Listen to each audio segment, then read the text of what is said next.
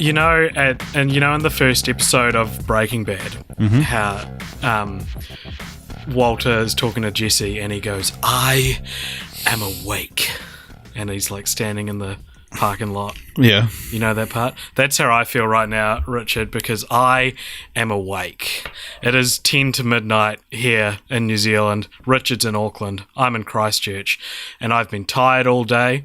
But a little fun fact about me is I'm a mad night owl to the point where it's actually quite inconvenient. Like, I will get, if I go to bed, if I get up real early or something, I'll be real tired all day, but as soon as I hit like 9, 10 o'clock, I'm a live wire. I just saw Deadpool 2, but that's not what we're going to talk about. No, it's not. And you mentioned I'm in Auckland. I'm actually in a brand new house as well. Oh, cool. How is it? It's pretty cool. You can obviously see some of it behind me there, AJ. I can. Yeah. I've got a framed picture of a light on the ceiling. It's actually a mirror. It's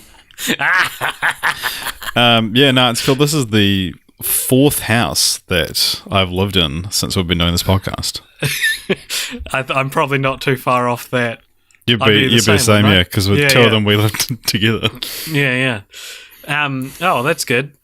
Speaking of things about this podcast that we've been doing for a while, this podcast, by the way, is film franchise Fortnights on the Cop Option Podcast. My name is AJ, and that's Richard over there.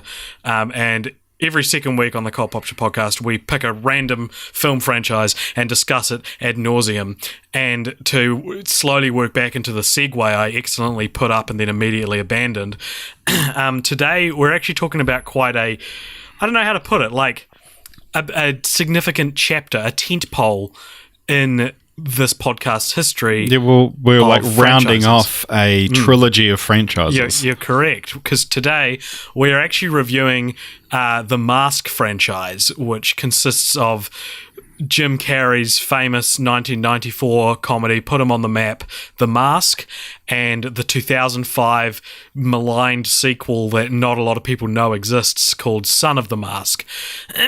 Which stars Jamie Kennedy. Jamie Kennedy. Of the Jamie Kennedy experiment fame. If you had told me that, if you had asked me who stars in Son of the Mask, because I'd seen it when I was like 10, if you'd said, AJ, who's the main character in Son of the Mask? I would have said Jamie O'Connell, is that his name? The guy from Kangaroo Jack? Jerry O'Connell. Jerry O'Connell. I was convinced it was him. Because his version of the Mask looks like Jerry O'Connell more than it does Jamie Kennedy. I was like, in my memory, in the Mandela effect in my mind, it was the dude from Kangaroo Jack this whole time. And then it started. And I was like, that's not the guy from Kangaroo Jack. But I tell you what, every movie just blurs into Kangaroo Jack eventually. So, The Mask, the first Mask film. The reason why this is a trilogy is this is actually our third Jim Carrey franchise. And it is also our third franchise, which consists of one classic and at least one incredibly disappointing follow-up, the other two being the other two Jim Carrey franchises, which included Ace Ventura and Dumb and Dumber. It's also the third Jim Carrey franchise that started in 1994. Yeah, that's true. Yeah, exactly. These first films in the other two franchises, so Ace Ventura, Dumb and Dumber, and The Mask, all came out in 1994, and all three are often credited as being like a very like important moment in modern comedy because they pushed Jim Carrey into the limelight. Sorry, my pop filter just fell off my desk. I've got some more useless statistics because I'm starting to do that now apparently for this podcast. Nice, that's what I do. This is also, sorry, there must be a lot of shaking on my audio right now as I screw the freaking thing back on. This is also our third franchise, to my count, which involves an underdog turning himself into a supersonic version of himself, which he uses to impress a girl whom he eventually learns he just needs to be his true self around. The other two being the Nutty Professor and Spider-Man. kind of. Like, both of those. Spider-Man's a different path. He doesn't do it to impress a girl. No, but it helps. He uses it. He uses it to impress the girl, I wrote. Right. And it is weird also, I thought, how a bunch of Jim Carrey's filmography deal with that specific story arc in some, or like something similar to it. Like Me, Myself and Irene or Yes Man or Bruce Almighty are all about him like either tapping into an alter ego or inheriting like some kind of magic or power. And at a stretch, Liar Liar is kind of the same lesson, but in reverse, because he learns he should be different and not himself through the thing that changes him. So yeah, there's your up top useless statistics. Is that a new segment we should start including? Up top useless statistics? Yeah, man. Oh yeah, new segment. You heard it here first, guys. Now we gotta do that every episode. we get like one that's just like completely foreign to everything else we've done, and there's no statistics, so we got to really dig deep and find like the obscure connections between them. Anyway, the films, if you've never seen them or don't know anything about them, or even if you do know anything about them, as I said, started with The Mask in 1994, and that is directed by Charles Russell, who's actually the director of A Nightmare on Elm Street 3, Dream Warriors, which is another film series we've covered. And Our is also second the director Charles Russell franchise as well. Yeah. Or if you want to kind of, this is very tenuous, he directed Scorpion King, the spin-off to The Mummy. Which was a remake of... Yeah, the remake of the Mummy series that we, of course, covered. What do you think The Mask 1994 has on Rotten Tomatoes? What is the general consensus? I'd guess like mid-70s. Yep, 77% on Rotten Tomatoes. This was followed 11 years later, and not for lack of trying, and we'll get to that later. This wasn't like they made the first one and were like, oh, sweet, and then 11 years later they're like, I'll make another one. This movie was just in development hell for 11 years, essentially. And that was called Son of the Mask, 2005, directed by Lawrence Guterman, who directed Cats and Dogs, and once you know that, like the Son of the Mask makes a lot of sense. Yeah, I like watched the trailer for Son of the Mask like a few days ago to get myself in the mood for it, and it says from the director of Cats and Dogs, and it has that voiceover as well. It's like Tim Avery was just a normal guy. But and I was like, oh, of course it was him, the director of Cats and Dogs. I loved Cats and Dogs when I saw it as another film that got like a sequel 11 years later that nobody asked for. That and Johnny English. This is the well, I think people were asking for a sequel to The Mask though. What do you think Son of the Mask has on Rotten Tomatoes though? 6. It's got 6% on Rotten Tomatoes. It is, my goodness, you read the critical consensus for this film, and it is like it hurts you. It breaks your heart, even if you didn't like the film. Like Jamie Kennedy spoke out about it and was like, "Yeah, it actually seriously affected my mental health." Like the reaction to it, and like he actually made a documentary about heckling that was in part inspired by how badly Son of the Mask fared with critics. So before we get any further, and because we've talked about this for a little bit already, what is the series about, and then what are the two individual movies about? Right, well, it's basically about Loki, Odin's son, who you might recognize from Norse mythology as well as the Marvel Cinematic Universe. He is the god of mischief, and he has this mask that allows the wearer to wield his powers, kind of thing. And so it's just this mask being worn by various people throughout the two movies, and getting into all kind of hijinks.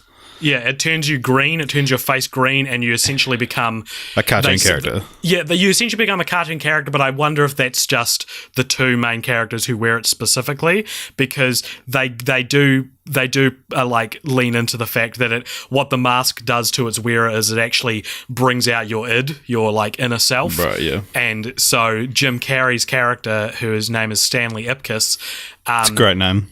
Yeah, it is a great name. It essentially like brings to the front like of his personality the wildness that we know of Jim Carrey, and that Stanley Ipkiss, probably has brewing underneath. Because then when a villain wears it in The Mask, he's just straight up evil, and he's a lot more subdued in terms of what he does with his powers. Like there's not as much wacky hijinks as there is like gross evilness. You know what I mean? So what's the first film about specifically? So basically, Stanley Ipkiss is a bank manager who's he's a bit of a pushover, and eventually one day he finds this mask that he puts on and gets into all kinds of wacky hijinks and gives him all these powers. And along the way, he meets a 21-year-old Cameron Diaz, and together they have to take a kangaroo that he hit with his car across from one end of Australia to the other. No, sorry, you've done what I do often. You've actually blurred this film with Kangaroo Jack. Ah, that's fine. No, you're fine. Pick up where from meets Cameron Diaz, and you should be fine. Oh, okay. And so then, they basically end up together. So, they end up together, and there's a whole. It's one of those like classic 1994 Jim Carrey movies that has like you're kind of just there for the wacky stuff, but there is like a kind of convoluted plot underneath it. yeah. I guess we don't need to go into that. I don't plan to talk about the actual story of the film too much. Just like I'd imagine people listening to this have probably seen it, but imagine like Bugs Bunny as the character of The Mask. Like, yeah. That's essentially who he turns into, and he's sort of a mix of Bugs Bunny and the genie from Aladdin, because he can pull things out of thin air and is really like self-referential and like breaks the fourth wall and stuff. All right, so that sounds like a great movie, Richard. I'm sure The Son of the Mask in 2005 was equally as good of a story. No, it was. So basically, in this one, we actually meet Loki. He shows up to Earth wanting to get his thing back. He's played by Alan Cumming, who's a fantastic actor. But yeah, so a guy called Tim Avery is bequeathed the mask by some kind of by his dog, who's called Otis. Like when the movie started, I was like, for some reason I just like knew the dog's name was going to be Otis, because Stanley's dog in the first one is called Milo, and then like I was know what it's a reference to, right? Yeah. But I was like Milo and Otis. I was like, for some reason I was just like, oh, the dog's name's going to be Otis, and then it was, and I was like, weird. Well, Otis is traditionally more a dog's name than Milo. But do you think there's anyone else in the world who picked up on the fact that the two dogs across films are called Milo and Otis? I feel like no one has watched the films enough to know. Yeah, it isn't. I know it's intentional, but I'm more saying like, who else has done a deep dive on both these films and has realised this idiosyncrasy? Yeah. Well. Yeah, so basically, Loki shows up. He wants the mask. Okay, well, the main plot of this film is that Tim wears the mask and accidentally impregnates his girlfriend, and then has a baby that has all the powers of Loki, but without having to wear the mask. And then the dog wears the mask, and then him and Loki travel to Australia once again, and it is up to them to save the animals of the outback from danger by poachers along with the help of their old friend Jackie Legs, who's the kangaroo from the original film. No, so you're thinking of Kangaroo Jack's animated sequel. Oh yes, G'day USA. Yeah, g'day. That's correct. Sorry, I do that all the time as well. Dude, I was like, this isn't exactly Kangaroo Jack. I don't remember the name of the sequel, but I know it was animated. No, that's good. So yeah, that's sort of what you're looking at. These movies are very slapstick, very, I don't know, they feel the first one anyway feels like vaudevillian. Yeah, it feels like it was huge in the 90s, you know? It feels like comedy was really defined by Jim Carrey and those three other films in 1994. Yeah. Like, you know, it's weird. It's a weird... 1994 must have been like a huge year for comedy. Yeah. Yeah. Yeah. I mean, well, just because it had those three, like... I know, but how influential are those three? Like, growing up as two 90s kids that... like only other 90s kids will remember this, that like we like I feel like Jim Carrey was one of the first celebrities I was aware of. Right, yeah. You know what I mean? But actually, it's funny. all three of these movies I watched for the first time because of this podcast. Yeah, true. I'd seen all of them, I think. I was never really allowed to watch them growing up. Yeah, he's not popular with mums. Yeah, no. Jim Carrey is not popular with mums. Probably is now with his whatever weird like buzz that he's on. All right, so The Mask is actually based off a comic book series of the same name. Our second franchise with a green protagonist based on a comic book that's darker than the movie adaptation. Is the other one Shrek? No. Teenage Mutant Ninja Turtles. Oh, of course. Well, we can throw Shrek in there. It's a storybook, not a comic book, but I'd say it's darker than the, like, mildly darker. Yeah. Probably not, to be honest. Like, The Mask and the Teenage Mutant Ninja Turtles comics are both actually quite adult. They're quite violent. Yeah, quite violent. So much so that that's actually why Charles Russell was actually hired for the first film, because of his experience with like doing Nightmare on Elm Street and stuff. And apparently it was him who was so uncomfortable with just how dark the comics were that he was like, nah, let's just make it more comedic. Yeah. So in the comics, I haven't read any, but apparently according to our good friend Wikipedia, the mask. We need to get Wikipedia on sometime, eh? Yeah. The mask makes the wearer cruel and ultra-violent, is what it says. But in the films, the mask is toned down to make it only as dangerous as its wearer. So I think the mask actually, when Stanley wears it in the comics, he actually kills people. Yeah, well, I think the point of it is that it like has this cartoonish absurdity, but with real world violent consequences. Yeah. So it'll be like, oh, I'm going to drop a piano on you, but like actually murder someone. Yeah. And did you know this, Richard? You smart and smarty pants. Mm-hmm. When you turn into the character you turn into when you wear the mask is actually named Big Head in early comics, and the mask title actually refers to the object and not the character. What do you think about that? That's interesting. Yeah, but that's no longer canon, is it? You said in early comics. Yeah, not really, but that's still kind of interesting. Yeah. So what do you think of these films? I wasn't like insanely crazy about the first one, but it's funny. It's one of those movies that like I had seen like every set piece, every joke in some ad or like clip, because I used to see the ad, like this used to be on TV all the time, I feel, and I would see all the trailers and ads, but I would never watch the film. And I was like, yeah, whatever. It's kind of just exactly what I expected it to be. There was nothing really too surprising about it. But then watching Son of the Mask, it felt like it had ruined my childhood, because that's how bad of a movie it is. It ruins your childhood based on a movie you didn't even like that much in the first place. Yeah, and had only seen a day earlier. Son of the Mask, like we say this a lot on this podcast, but that was genuinely one of the worst fucking movies I've ever seen. Yeah, I don't know if it's quite. I think that still stands with Legally Blondes for me. I would happily watch Son of the Mask again over Legally Blondes. I do want to like say though. I mean, I know I just said it was one of the worst fucking movies I've ever seen, but I do kind of have like a soft spot or like an intrigue in towards movies of like Son of the Mask that are like they have this shitty like mid 2000s CGI. Everything's shot really close up, but on a real wide lens, and the whole thing is like got this really saturated color scheme. Yeah. It looks like a Tim Burton movie. Yeah, but I think it's trying to tap into what the comics are like, because the first film feels almost like Tim Burton's Batman.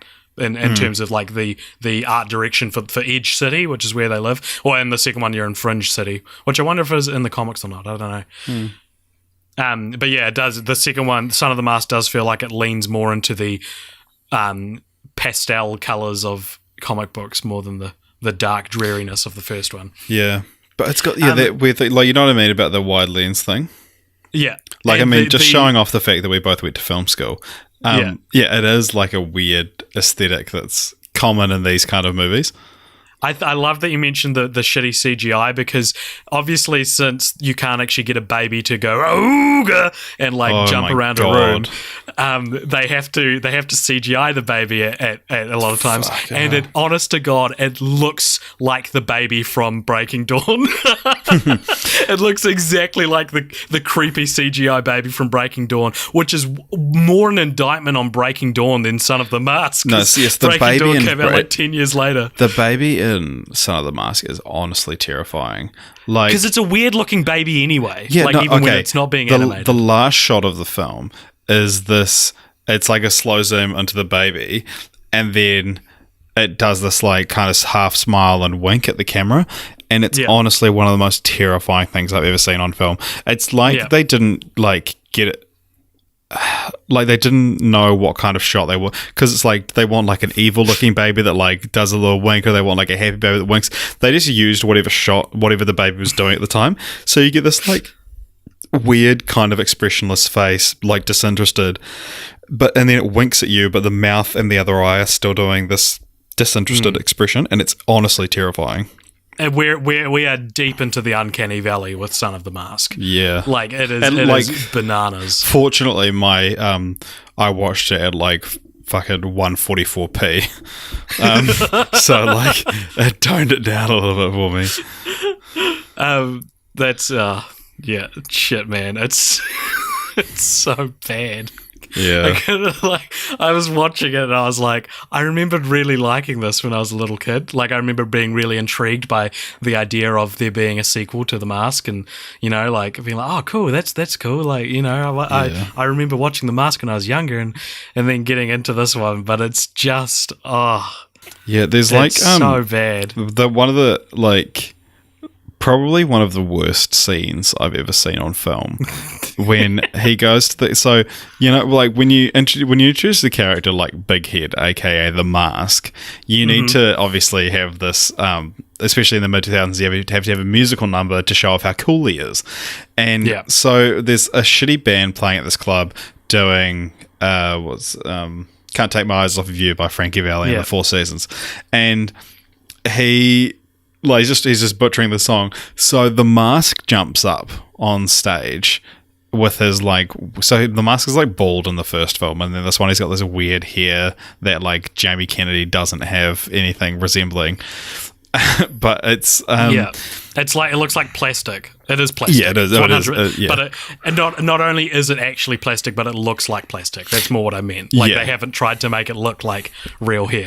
It looks like a solid Lego head. Yeah, but then he does this like mashup of like 4 different genres, doing and continues to sing "Can't Take My Eyes Off You." So they do like a rap, and then they do like an Elvis, and they're like a country western, and it's just like that's such a good song. And it's, oh my God, it's the worst shit I've ever seen. Not only is it already a good song, but the implication from The Mask doing all these renditions of it is that these are better versions of that song, because everyone's all wowed by it. But it's not better versions, it's just really bizarre. Do you like how in these movies, do you like or dislike that no one really reacts to the physics-defying actions of the Mask in any real world way? Like, they are surprised to see him, but when he like spins around like Tasmanian Devil, or like pulls a Tommy gun out of like when he's making balloon animals, like no one goes, holy shit, I've just witnessed the supernatural. You know, like in real life, you know, like in real life, if you saw your son bouncing around the room, you would probably react. Like, and Jamie Kennedy reacts to it, but it's still not as intense. He doesn't commit himself. Sabinski reacts to it as well. Yeah. Yeah. She plays the neighbor from Kath and Kim. But I kind of dig it. Yeah. I was going to say, the special effects in the first one are actually pretty decent. Like, yeah, because they're not trying to be anything. It is intentionally cartoony. Yeah, and I'm pretty sure that's the special effects team from Jurassic Park moved on to The Mask after finishing Jurassic Park. Yeah, that makes sense. Yeah. So it was like, they were nominated for an Academy Award, but they lost to Forrest Gump, which is a weird You don't think of Forrest Gump for its visual effects. Yeah, well, Yeah. I mean, but then you think about it, and it's like all of the scenes he's inserted into, and having Nixon talk to him and stuff like that. Yeah. And they get the fact that you don't think of it as being special effects heavy just shows you how good a job they There you did. go. So you heard it here first, folks. Forrest Gump is better than The Mask. Yeah, so who do you think would win in a fight between The Mask, the genie from Aladdin, and Pennywise the clown? Jenny. Genie? You reckon Genie? Yeah. Okay. Who do you reckon? Yeah, probably Genie. Oh, no, because Genie's kind of nice, though. I think Pennywise is the most evil, but he would probably be the weakest of the three. Yeah. Well, I mean, if you've got Genie with unlimited power, or is he bound by the wishes? Yeah, true. I don't know. What do you think? You could probably make an alignment chart of you could do the genie from Aladdin would be lawful good, and Pennywise would be chaotic evil. No, the mask would be chaotic evil. No, it'd be chaotic neutral. You know what I mean? Yeah. Because this character trope of the character who's outside of time and the bounds of its own film is, we could probably find more of them. Bugs Bunny would be in there, Yeah. the witty talking to the camera, but also has weird magic powers. Malcolm from Malcolm in the Middle. Yeah, it'd be neutral, true neutral. Who would win in a fight between the Mask and Malcolm? Okay, here's another inane question for you. Mm-hmm.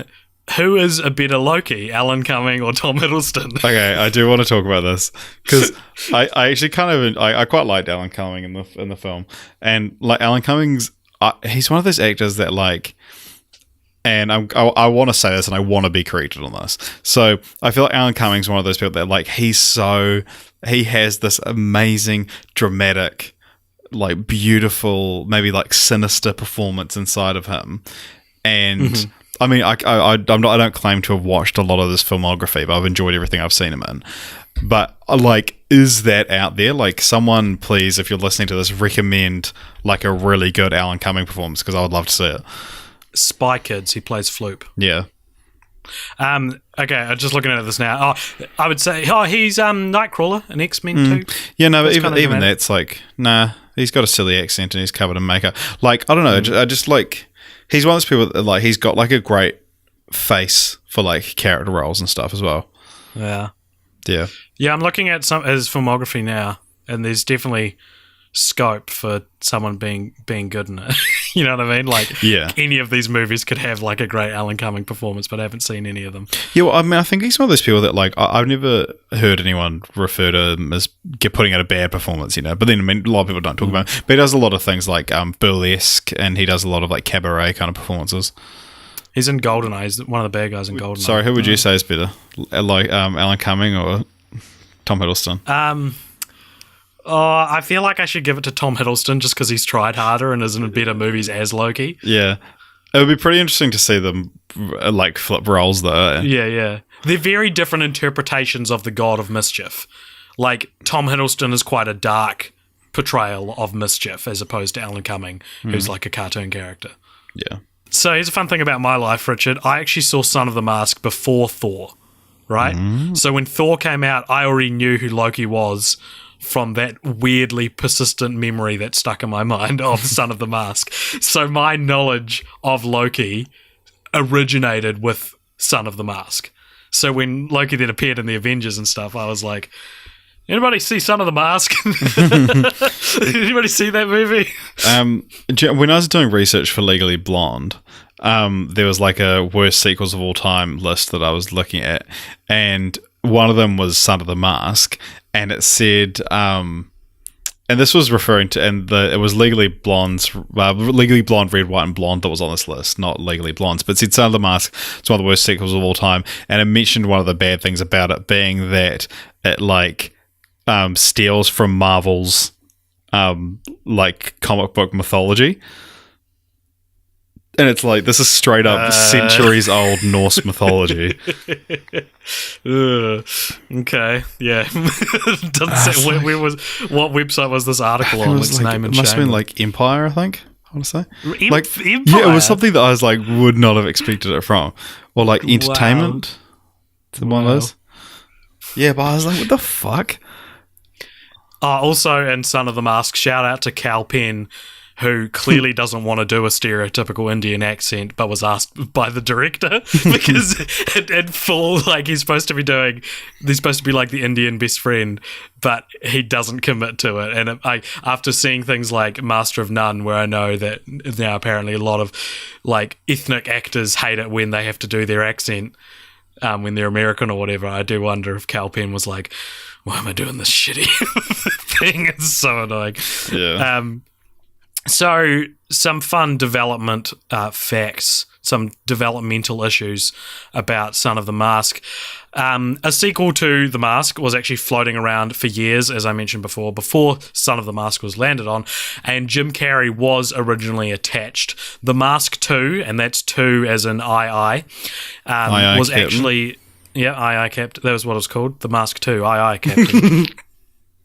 The Mask 2 was actually such a sure bet that after the first film, the magazine Nintendo Power actually ran a competition where you could win a cameo in the film, like a walk-on role. And when it became apparent that the sequel wasn't happening, the winner of the competition had to be paid out.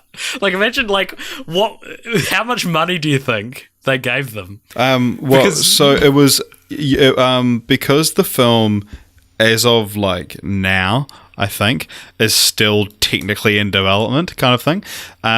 They said, like years later, they were like, you can take, I think it was $5,000 and some merchandise, or you can wait for the role. And he was like 12 years old, so he's like, I'll take the money. And so he got like the Mask 2 crew jacket because they'd like printed the jackets. And he says he's since lost it. But yeah. What a priceless artifact to have lost. And but yeah, and he got sent like a bunch of Nintendo games and shit like that because he was like, I'm fucking 14 years old. I don't even want to be on a movie set. I just want money and shit like that. But wow. Yeah, no, it's pretty interesting. And then I believe that this competition was ran in like 95. And in 2012, when Nintendo Power went under, they finally issued an apology to him in their final issue. This one, I remember reading about this a while ago. That's great. Thank you for doing more research than I had. So the original idea for the sequel was I don't know anything about the actual idea. I assume it had something to do with revisiting the kangaroo from the first film. But and it was going to be animated. Course, yeah. It, of course, never came to fruition because Carrey turned down $10 million to star in this film because of his experiences on Ace Ventura When Nature Calls, which, as we discussed in our Ace Ventura episode way back in 2016, that he didn't like reprising a character he had previously played because it offered him no challenges as an actor. And I have two thoughts on that. One is that's interesting because Ace Ventura When Nature Calls is a competent, if not superior, film to Ace Ventura Pet Detective, depending on who you ask. And also, I wonder what he'd say now after Dumb and Dumber 2, which was clearly an inferior movie to Dumb and Dumber. Like, I wonder if now he'd be more willing to return to The Mask. Well, I feel like maybe now he's like, I've done it twice, I'm not doing The Mask. Yeah, he's learned his lesson. Because I feel like Jim Carrey wouldn't be that good in The Mask 2 now. Yeah. Although maybe it would be kind of interesting because the problem I think with Dumb and Dumber was that character he was playing was very antiquated by the time he returned to it, and so it was just kind of like a drag to see him being like such a 90s archetype for a character.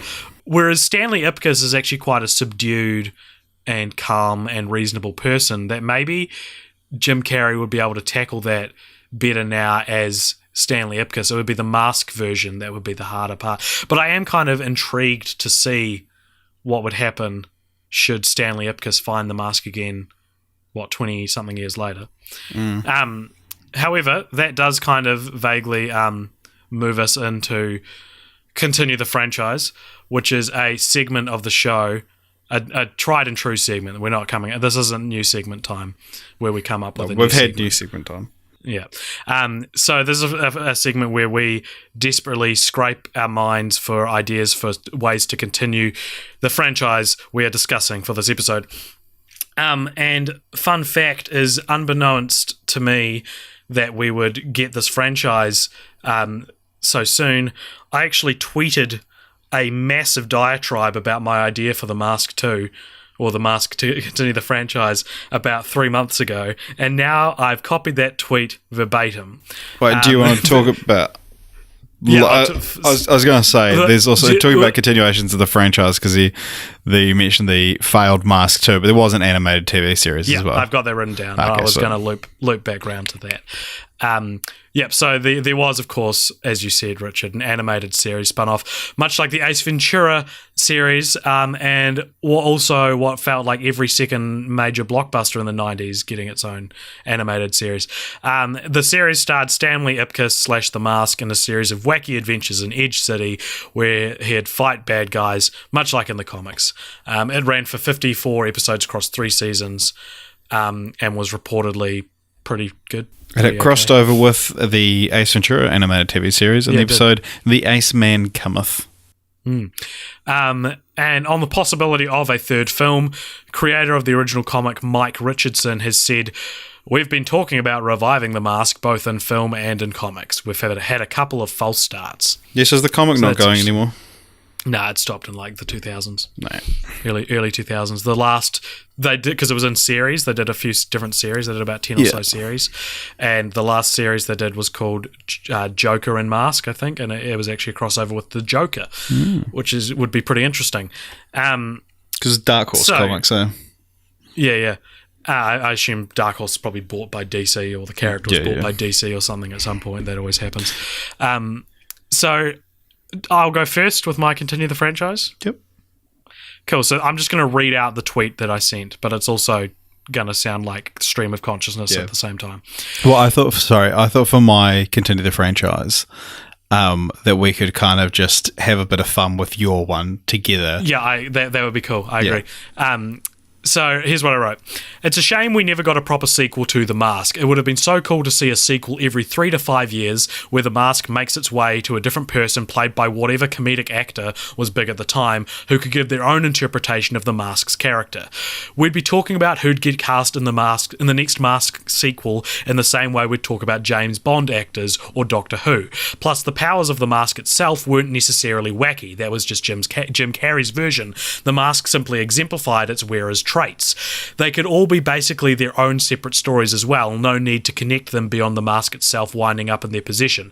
Different writers and directors too, that way if one was bad, it won't doom the next one and we can keep on making new Mask movies forever.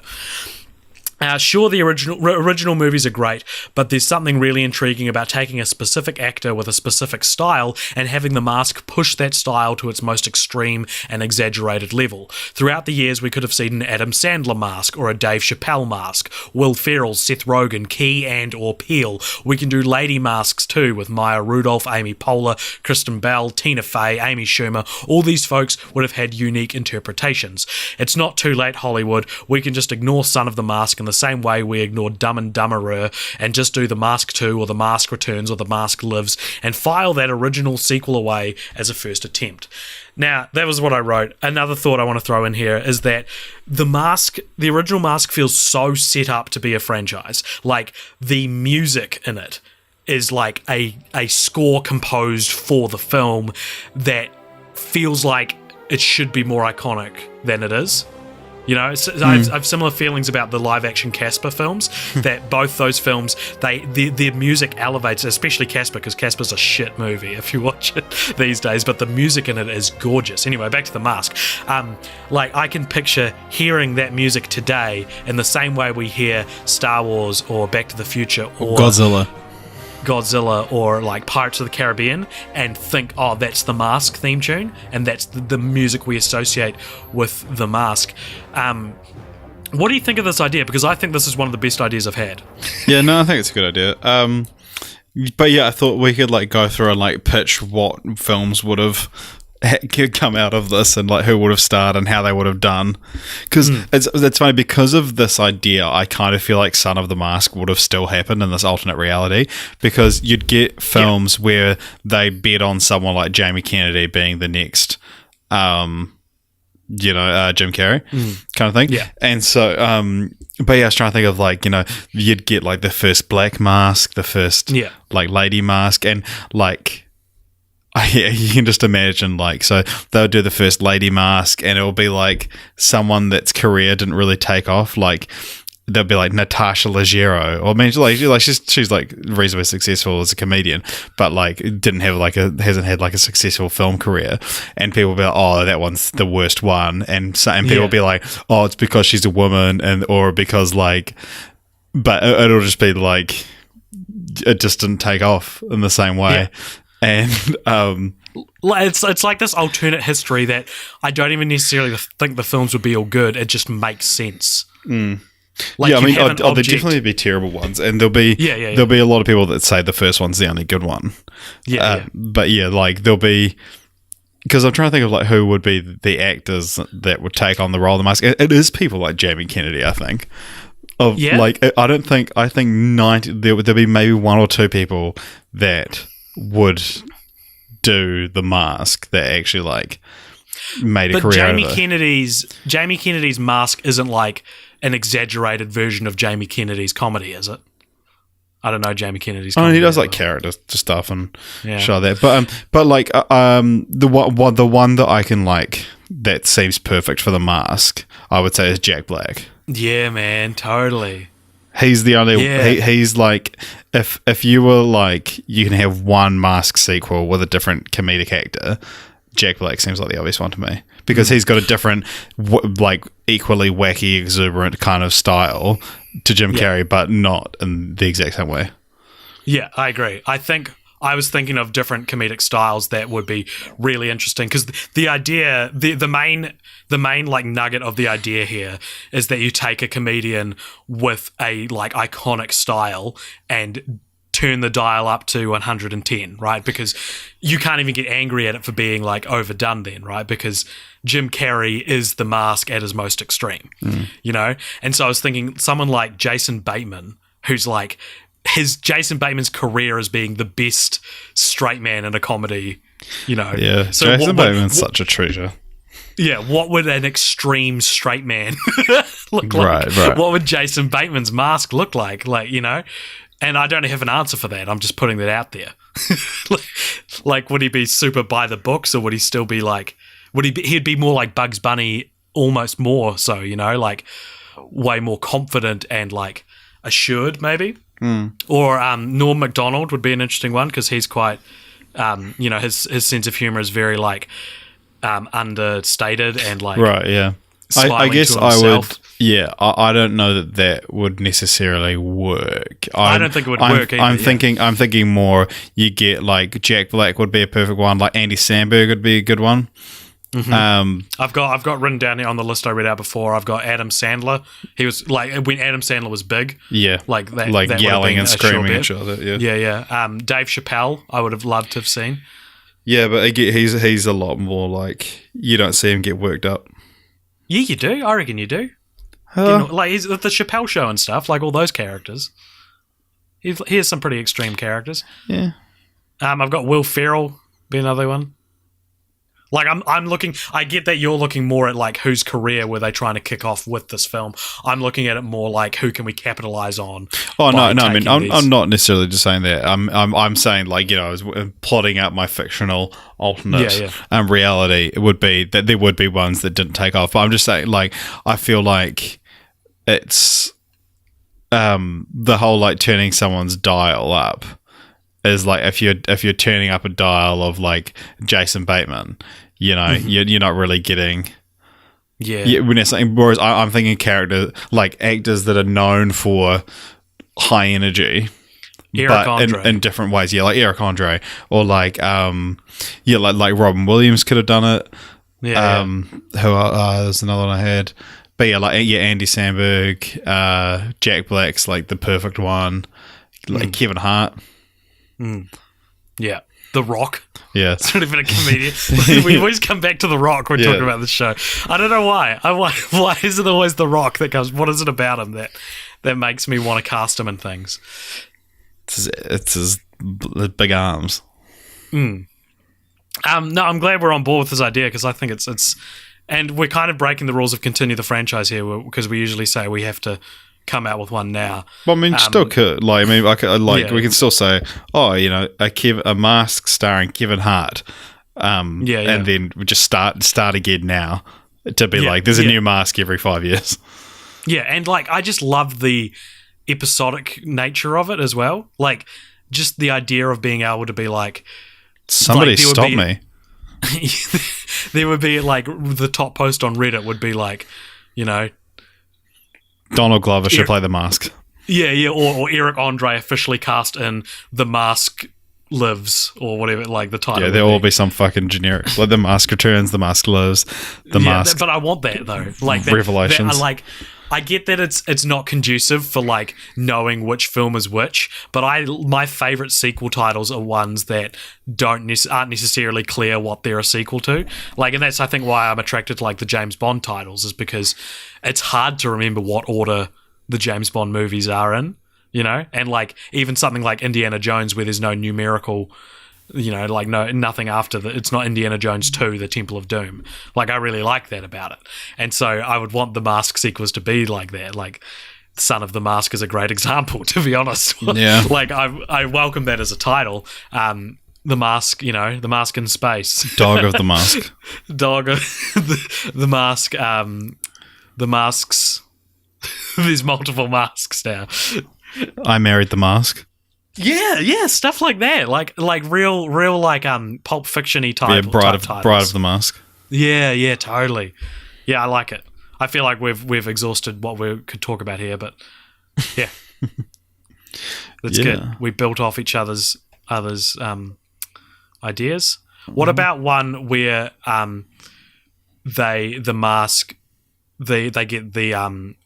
they get Kangaroo Jack to get Kangaroo Jack wears a mask. That's the crossover we're all waiting for. Yeah, but it'll be Kangaroo Jack meets the mask, and the whole trailer will be like this green rapping kangaroo, and then you'll go to watch the movie and you'll find out that he actually never wears the mask in the film.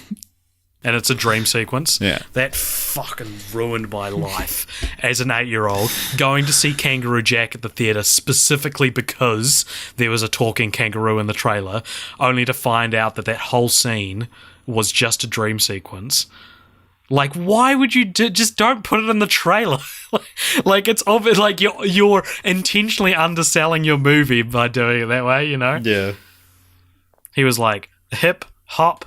Hip hop hat. Yeah. Hip to the hippie to the hippie don't stop. Yeah. That was the song that Kangaroo Jack sung in the trailers, but he didn't do it in real life, and that I've never got over that. Yeah. It's probably the worst movie of all time. Yeah. Christopher Walken's in that movie. Yeah, I remember there's a bit where they're talking about money, but it sounds like they're talking about poop. Yeah. I remember there's a bit where he hallucinates. He keeps hallucinating, and then he sees the girl character walk up, and he goes up and grabs her boobs because he thinks she's a hallucination. And he looks around to Anthony Anderson, and he goes, "They feel so real." And because of that scene, I was too scared to tell my parents to watch it. Because I remember I went to the movies alone to see it, and when I think it came out on DVD, I think they were talking about getting it out on DVD, and I was you're like, no, you can never know about the boob scene in it. Yeah, they wash your eyes out with soap. Yeah, did your parents ever do that? No, not my eyes. Not my eyes. My eyes. I just burped. I'm sorry. Okay, well, do you have anything else that you wanted to say about The Mask? No, I don't think so. Oh, good. Oh. Good, because I was going to cut it out anyway. Okay, well, that's it then. Goodbye. That's not it. I've got the franchise list up here. All right, let's get a random. So before we do this, this is a segment called Franchise Roulette, where we randomly select our next franchise to cover over the next fortnight. But if you enjoy this podcast, please remember to subscribe on iTunes or YouTube or wherever you're listening, and also on SoundCloud. And you can like us on Facebook, Cult Popture.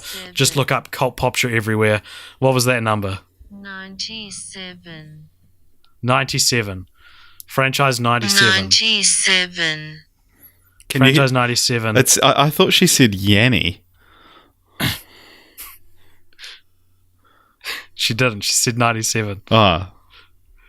All right, I'm looking at it right now. Did you get that reference, OJ? No, I saw a Yammy reference on my newsfeed and I didn't understand it. And to the point where I didn't know what scale you were talking about, that I didn't know if you genuinely thought it said Yammy and it was a coincidence, or there's something big happening in the world about Yammy. Okay, what's happening about it's Yammy? Yanny, but there's Yanny. this will be old by the time this comes out in 2 days. But there's remember the dress? Yeah.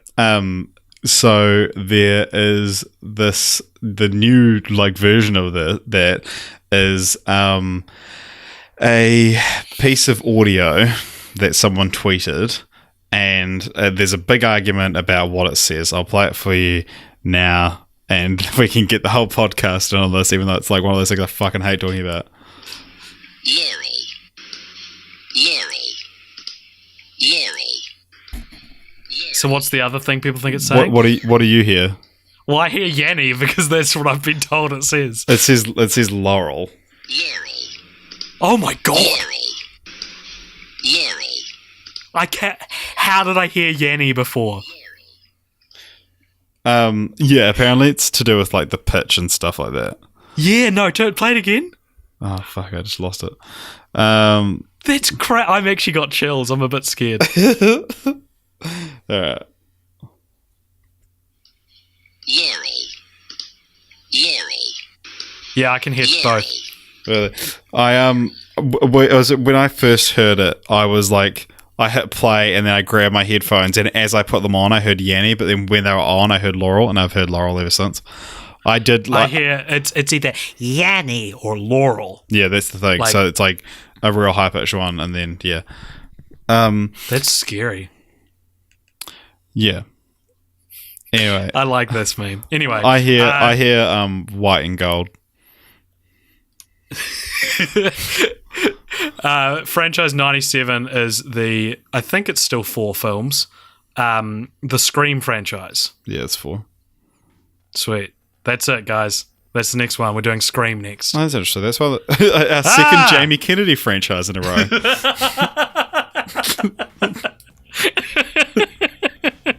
Oh, what a coincidence. How fascinating. like these statistics that only pertain to the podcast and not to the rest of the world. Yeah, I find that so interesting. I love that. On the IMDb trivia for Scream, it's not going to say this was the second franchise covered by Film Franchise Fortnights. That's interesting. Scream's one of those movies that I kind of always wanted to see, but because I'm not a horror person, I'm intrigued by the idea of them, but I'm also very scared. Wes Craven did Scream, didn't he? Yes. Oh, there you go. Nightmare on Elm Street. Our second Wes Craven franchise. And also our second franchise based on Scream. Yeah. That is or is based on Scream. Yeah, that's kind of cute that we're doing Scream after doing Scary Movie a year and a half ago. Should we get David to guest star? I feel like he's very busy at the moment. Yeah. I could be wrong on that. I mean, he was too busy to watch all the films last time. I can't imagine what he's like now. Yeah. Now that he's thin. That's fine. He's not going to listen to this. The traitor. He got thin while we just got fatter. Hey, I've lost weight. Bastard. Have you? Yeah, I have. I've lost 10 kgs. Oh, nice. I live with my parents now, and they seem to be concerned for my physical health. But then they took me to Wendy's tonight, so I didn't even ask. They were like, "We're going to Wendy's. That's dinner." The fact that you're I live with my parents, and you still got Wendy's for dinner. Yeah. It's like nothing's changed. Bullshit. All that happened is now I have more food. Yeah, and they pay for it. Yeah. Do they pay for your Wendy's? Specifically because they pay for my dinners. Which I know isn't better, but it's more, not like I expected them to pay for it. It's, this is dinner tonight, we're buying dinner, so we'll buy your Wendy's. Right. Does that make it better? I don't know, who cares? I don't know. Alright, goodbye, Everyone everybody. write in and tell us if that makes it better or not. Thank you for listening. Alright. Tune in next fortnight for the Scream franchise. And bye. Bye.